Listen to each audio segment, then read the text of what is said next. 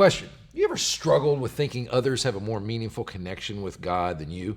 For instance, you go into a worship service and the music is playing and all that, and you're trying to pay attention, but you catch someone over here and you can just tell they're into it in a completely different way. The hands are up and the singing is really loud, and maybe there's some tears going down the cheeks, and you're thinking, I'm into this, but I'm not into it like that. And you think, okay, well, maybe they have something I don't.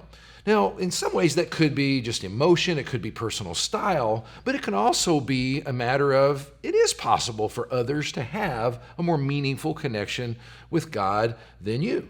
There is a way to have a deeper connection with God, and it can include the second most interesting place on planet Earth. And where is that, you may ask? Well, it's right here. And yes, I know this isn't very interesting. It's a rock. But I want you to notice that rock is inside, for one thing. It's inside what's known as the Dome of the Rock, which is in Jerusalem. It kind of gives Jerusalem that iconic skyline that it has. And this place has had arguably the wildest history of any single place on earth. Now, here's a few interesting things about it. Number one, it's a Jewish tradition that this is the foundation stone of all creation. Now, that doesn't mean it's necessarily true, and the Bible doesn't say it is, but that is thought by some Jewish people to be the foundation stone of all creation, which is pretty wild. Secondly, there's a lot more evidence to suggest that this is where Abraham famously or infamously offered up Isaac as a sacrifice. Thirdly, 1,000 years after that event, the King David of Israel purchased this land, and God told him to purchase this land, and he turned it into the place that really is relevant to us now. Now, this is the place where David dreamed of building the temple for God. Now, there's a lot of little things that said that David wasn't allowed to do that, his son was, but the basic idea was on this very spot, this is where the temple went. And the God of the universe gave them very specific instructions, according to the Bible, of what that temple was going to look like and what it was going to be, what was going to go into it. And the most important thing that went into it was what's known as the Ark of the Covenant. That's that thing in Raiders of the Lost Ark. So the Ark of the Covenant was the place on earth where God said he's going to place his personal, powerful presence, basically the way it is in heaven. And I say that because God is everywhere present. That's Christian orthodoxy.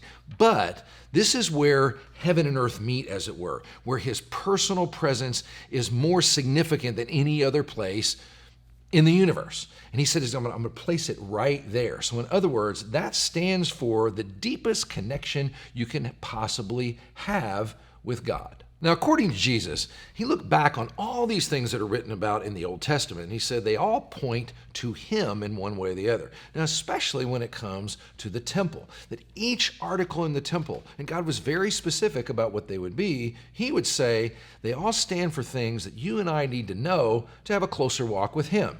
So we need to pay attention to those things, and we will. But just in a general sense, there's three very important things to understand just by the existence of the temple and this second most interesting place in all the world that can help us to have a deeper connection with God. And the first one is this: I can believe that God wants a meaningful connection.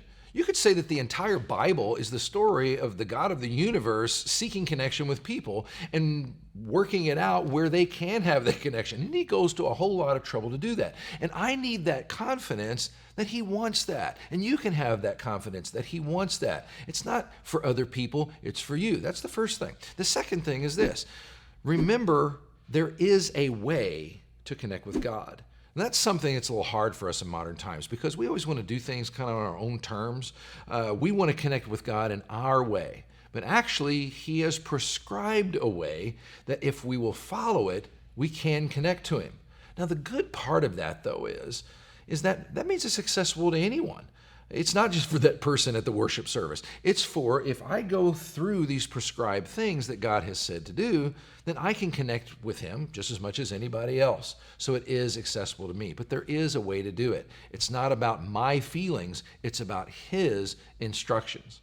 And finally, I can be confident that the Bible actually knows what it's talking about. So the reason this second most interesting place in the whole world is so important is because it has this wild history. But that history is affirmed through archaeology, through historical writings, and it's been studied. That the Bible reports this history of this thing out, and it's been affirmed over and over and over again that the things that it says happened on that spot really did happen on that spot. So I can know with confidence that the Bible is telling me the right way to approach God. So I can go to those instructions and I can learn more and more all the time.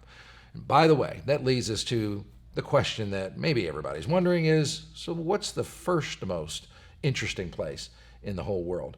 Well, I did an entire sermon, just a normal sermon in our church on that subject that I think you'll find fascinating. It will also help you connect with God in a very special way. So I hope you'll check that out, and also hit like and subscribe if you don't mind. We'll see you next time.